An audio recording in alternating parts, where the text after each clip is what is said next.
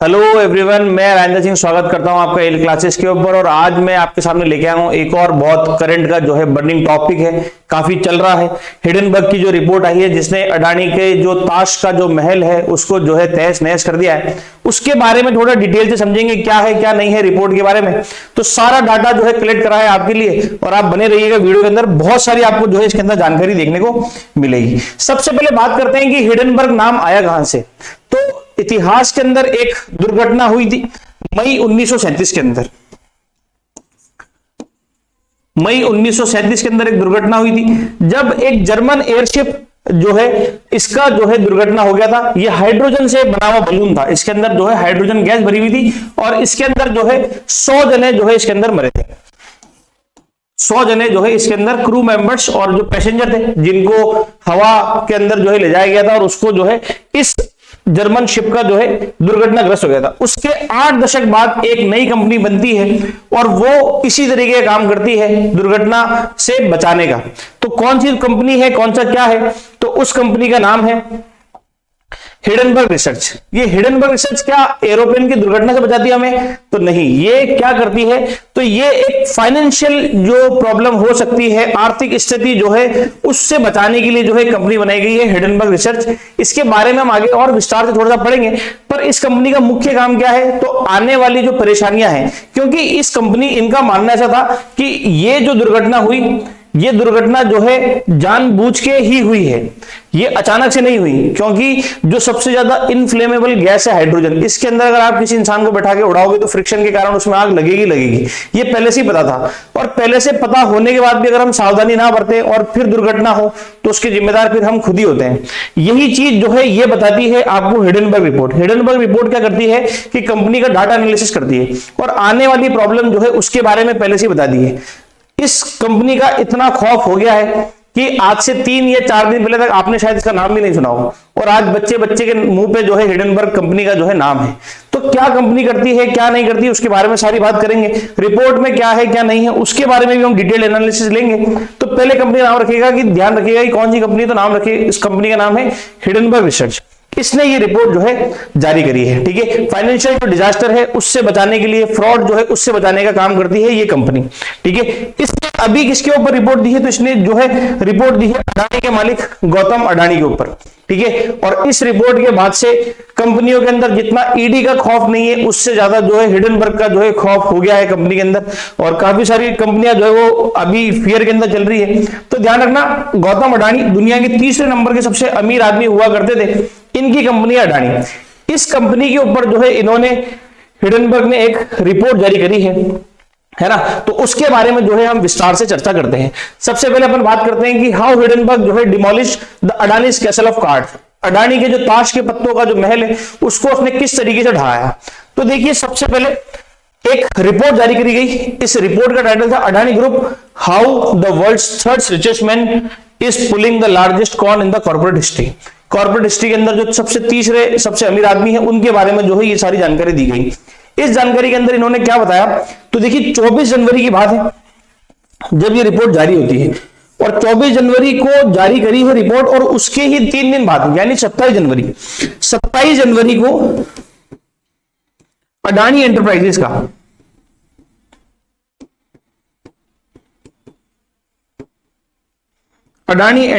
का जो है पब्लिक ओपन शेयर जो है वो लॉन्च हो रहा था 20,000 करोड़ का। छोटा मोटा अमाउंट नहीं था, ओपन ऑफर था। देखिए 2 तरीके के होते हैं, एक होता है आईपीओ, इनिशियल पब्लिक ऑफर, जिसको अपन बोलते हैं आईपीओ। आईपीओ कब आता है कि जब कोई नई कंपनी जो लिस्ट हो रही है पहली बार स्टॉक एक्सचेंज के अंदर, तो वो अपना कुछ परसेंटेज जो शेयर है कंपनी का वो जो है लोगों के लिए जो है ओपन करती है। तो अपन उसको शेयर को खरीदते हैं, उसको बोलते हैं आईपीओ। आईपीओ होता है इनिशियल पब्लिक ऑफर।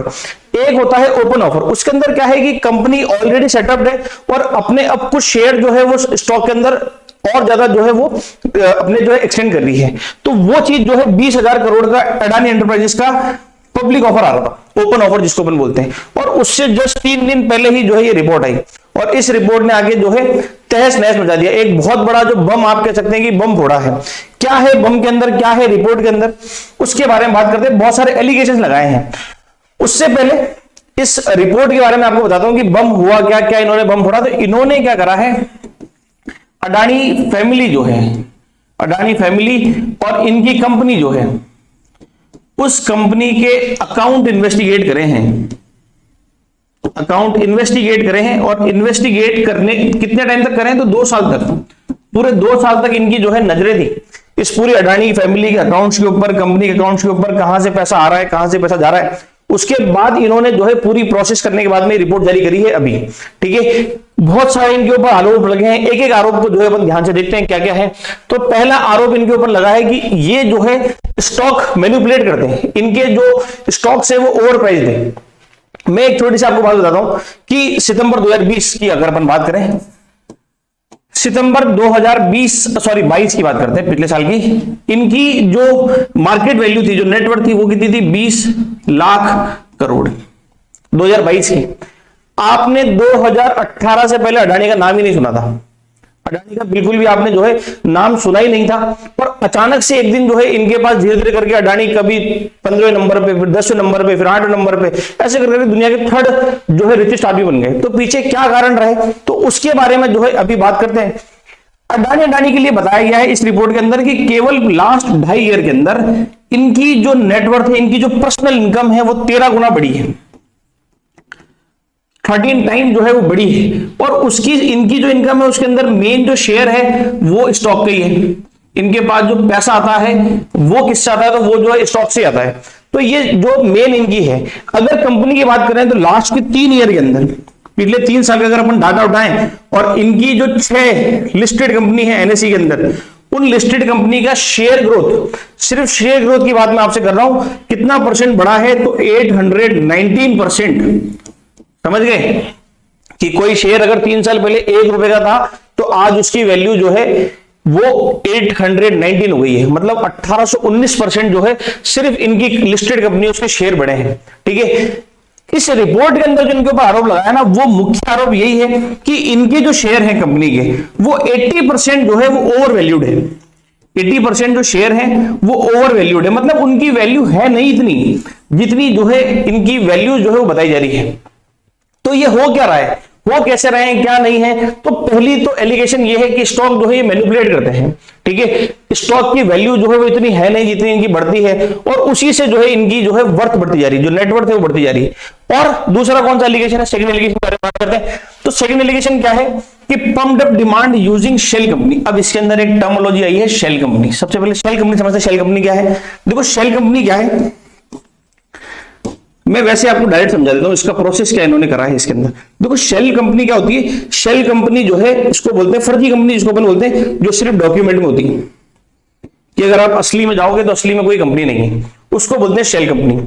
इन्होंने बहुत सारी शेल कंपनी बनाई है, यूएई के अंदर इन्होंने कंपनी बनाई है, सिंगापुर में इनकी कंपनी है, मॉरिशस में इनकी कंपनी है, काफी सारी जो है फेक कंपनी में इनके। थोड़ा और आपको जो है इनकी फैमिली के बारे में बताता हूं, फिर अपन इन चीज को थोड़ा और समझेंगे। मुख्य जो है ये है इनके परिवार के अंदर जो आप देखने को मिलेंगे, जैसे गौतम अडानी के भाई हैं ये राजेश अडानी, ये भाई है विनोद अडानी, ये इनके भाई हैं, दोनों जो है ब्रदर हैं अडानी के, और एक इनके जो है ब्रदर इन लॉ है, इनका नाम है समीर वोरा। होता क्या है, तो ये मेन जो विनोद अडानी है, सिर्फ इन्हीं के ऊपर चार्जेस हैं, जो प्रूवन चार्जेस हैं कि इन्होंने जो है 38 ऐसी शेल कंपनियां बना रखी है।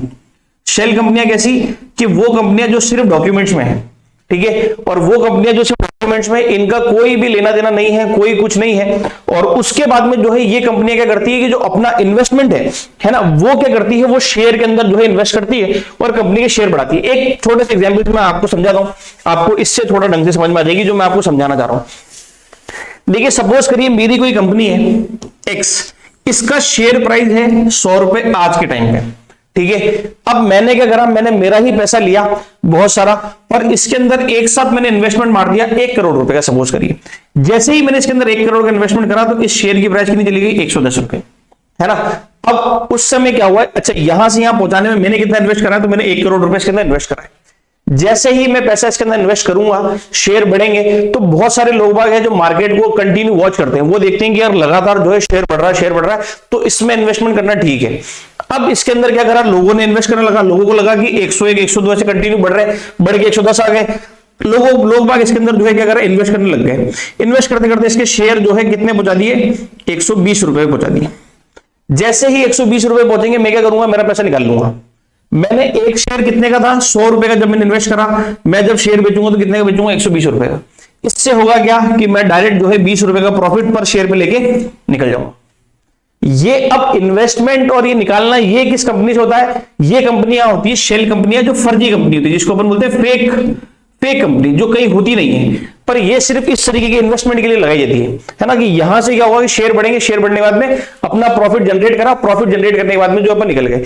इस तरीके के आरोप है कि अडानी के जो भाई हैं, इनके ऊपर जो है ये आरोप लगे हुए हैं कि इन्होंने जो है इस तरह की जो कंपनियां जो है वो बनाई हैं, खास करके विनोद अडानी, मॉरिशस के अंदर इनके नाम पे खूब सारी कंपनी है, और इस तरीके के जो है इनके ऊपर एलिगेशंस लग रहे हैं कि ये इस तरीके से शेल कंपनी बनाते हैं, अपनी वैल्यू बढ़ाते हैं, कंटिन्यू शेयर के अंदर करेंगे तो सबको लगेगा अडानी के शेयर बढ़ रहे हैं, और उससे जो हो रहा है, उससे क्या हो रहा है कि उससे इनके शेयर कंटिन्यू बढ़ते जा रहे हैं, और बढ़ने के बाद में जो इनकी वैल्यूज है वो बढ़ती जाती है, और फिर लोग बाग जो है वो धीरे धीरे इसके अंदर इन्वेस्ट करते जा रहे हैं। ठीक है, तो एक ये भी इनके ऊपर एलिगेशन था कि ये अपनी जो डिमांड है उसको पंप अप करते जा रहे हैं, है ना। कैसे कर रहे हैं, तो शेल कंपनियां बना के इस तरीके से शेयर खरीद के जो है डिमांड को पंप अप करा जा रहा है। एक और एलिगेशन क्या है कि excess promoter control of share. देखो क्या होता है कि कोई भी बिजनेस जब स्टार्ट होता है ना, तो एक प्रमोटर्स रहते हैं जो आपका बिजनेस जो है उसके अंदर क्या करते हैं, इन्वेस्ट करते हैं पैसा, और वो फिर लोगों को बताते हैं कि आप भी इस कंपनी का इन्वेस्ट करिए, उसको बोलते हैं प्रमोटर। हर एक कंपनी का एक प्रमोटर होता है, बड़े बड़े प्रमोटर्स होते हैं।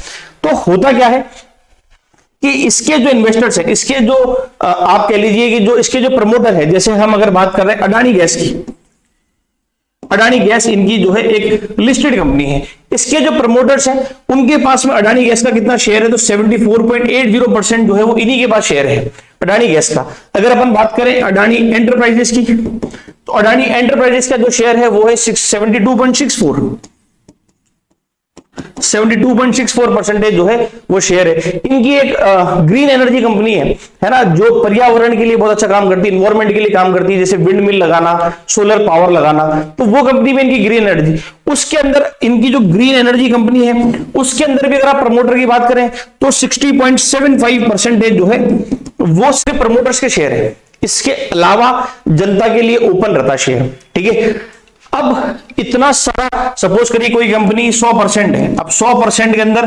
मैक्सिमम शेयर तो प्रमोटर के है ना, तो बचे कितने रिमेनिंग, जैसे इसके अंदर कुछ 25% बचे। अच्छा, सेबी की गाइडलाइन क्या है, हमारा एक स्टॉक एक्सचेंज को देखने के लिए एक बोर्ड बना हुआ है सेबी, है ना, security exchange board of India. SEBI ध्यान रखती है सब कुछ कि कितना शेयर कहां जा रहा है, कितना शेयर नहीं जा रहा, सारी चीजें जो है सेबी ध्यान रखती है। सेबी की गाइडलाइन है कि प्रमोटर जो है उसकी परसेंटेज किसी भी कंपनी के अंदर 75% से ज्यादा नहीं हो सकती, तो गाइडलाइन तो फॉलो कर रहे हैं, पर एक आरोप यह भी है कि ये मैक्सिमम लिमिट है और यहां पे मैक्सिमम टच हो रही है, मैक्सिमम को उन्होंने छू रखा है। दूसरा एक और जो इनके ऊपर आरोप है वो ये है कि सपोज करो अब 25% जो है वो जनता के लिए खुला हुआ है, तो इसके अंदर से भी जो मैक्सिमम पार्ट है, इसका जो मैक्सिमम पार्ट है वो इनकी शेल कंपनियों ने ले रखा है, जो इनकी शेल कंपनियां वो इन्वेस्ट करती है उसके अंदर और उसको बढ़ाती है और फिर वापस पैसा निकाल लेती है। तो एक आरोप इनके ऊपर ये भी चल रहा है कि इनके जो प्रमोटर है ना, उन्होंने इनके शेयर्स को जो है कंट्रोल कर रखे हैं कि कितना जाना है कितना नहीं जाना है, तो ये भी सारी चीजें हैं। एक आरोप जो बड़े लेवल पे इनके ऊपर लगा है वो है डेब्ट फ्यूल बिजनेस, जो इनका जो धंधा है वो जो है बिल्कुल बिजनेस जो है आप मान के चलिए कि इनकी जो है बहुत ज्यादा हालत खराब है। इस रिपोर्ट के अंदर, इस रिपोर्ट कहती है कि इनकी 7 कंपनियां जो लिस्टेड है उसके अंदर अगर अपन 5 कंपनियों की बात करें, है ना, तो 5 कंपनियां जो है इसके अंदर नेगेटिव कैश फ्लो है, negative cash flow. Negative cash flow कैसे, नेगेटिव किसको बोलते हैं कि कंपनी अर्न कर रही है 100 रुपए और खर्च कर रही है 105 रुपए, तो ये जो 5 रुपए है ना, ये नेगेटिव कैश फ्लो यही है कि -5, ये नेगेटिव कैश फ्लो है कि अर्निंग से ज्यादा तो एक्सपेंडिचर ज्यादा हो रहा है, उसको बोलते हैं नेगेटिव कैश फ्लो। इस तरह का नेगेटिव कैश फ्लो जो है वो इसके अंदर इनके पास में बहुत ज्यादा हो रहा है। ठीक है, तो ये ध्यान रखना, शॉर्ट टाइम इनका जो 5 कंपनियां हैं इनका जो रेशो है ठीक है, जिसको करेंट रेशो अपन बोलते हैं। करेंट रेशो जो है वो 1% से भी कम है, मतलब जो इनकी लिक्विडिटी और जो डेप्ट है, डेप्ट का अमाउंट ज्यादा है, इनके पास एसेट्स ही नहीं है इतने। ठीक है, अगर आप बात करें शॉर्ट टर्म की, अगर मैं बात करूं शॉर्ट टर्म की, तो शॉर्ट टर्म के अंदर ये पैसा चुका ही नहीं सकते, समझ गए। शॉर्ट टर्म के अंदर अगर कोई बैंक एकदम अचानक से, जिन्होंने इनको कर्जा दे रखा है, अचानक से मांगने चले जावे तो इनके पास में शॉर्ट टर्म के अंदर जो है पैसा ही नहीं है। ठीक है, इस तरह की हालत हो रखी है। अब ये बातें मालूम कहां से पड़ी, अच्छा ये जो नेगेटिव कैश फ्लो है इसके ऊपर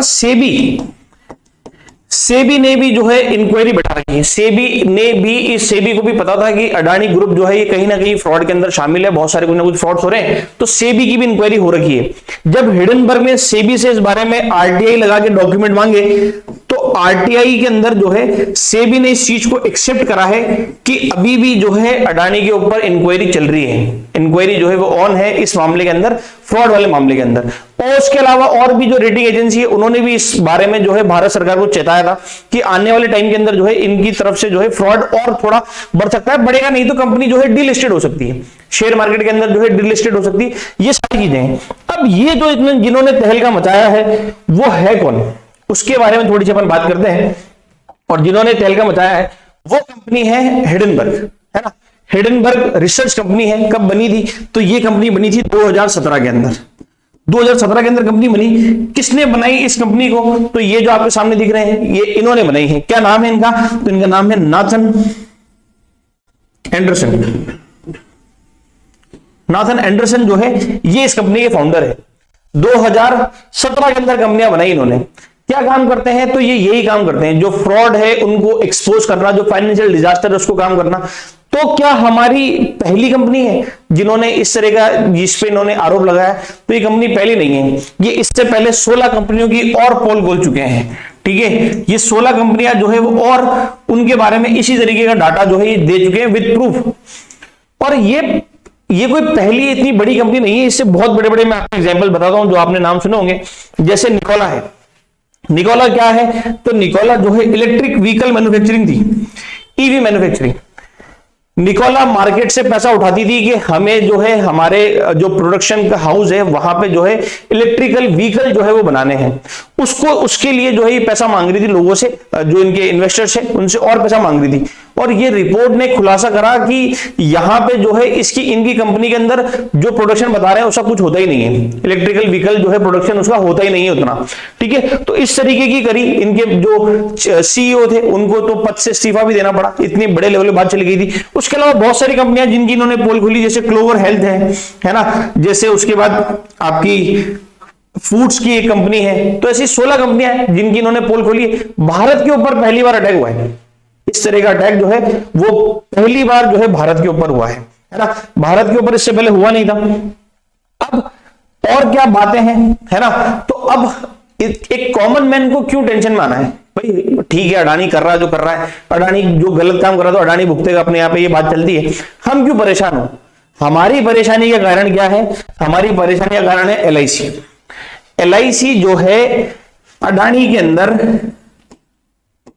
सेकंड लार्जेस्ट इन्वेस्टर है, सबसे बड़ा अगर इन्वेस्टर है तो वो एलआईसी है। एलआईसी के पास में जो है 8% स्टेक्स जो है वो एलआईसी के पास में है। एलआईसी का इन्वेस्टमेंट कुल 72,000 करोड़ रुपए है अडानी के अंदर। अगर अडानी डूबती है तो ये नुकसान है। सिर्फ अडानी ने ही, एलआईसी ने ही पैसा नहीं लगा रखा, एसबीआई ने भी अपना बहुत सारा पैसा जो है अडानी ग्रुप के अंदर लगा रखा है। ये नुकसान वाली बातें हैं। ये आपको टेंशन क्यों हो, तो आपको टेंशन इसलिए हो कि अगर आपकी सेविंग्स है तो ये थोड़ी प्रॉब्लम दे सकती है आपको, है ना, क्योंकि इनका।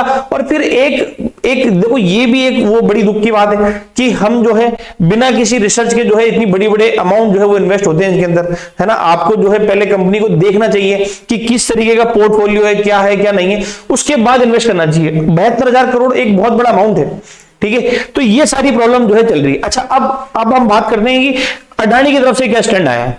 तो अडानी के जो लीगल एडवाइजर है जिनका नाम है जतिन जलूनवाला, जतिन जलूनवाला ये कहते हैं कि लीगल एडवाइजर है अडानी ग्रुप के।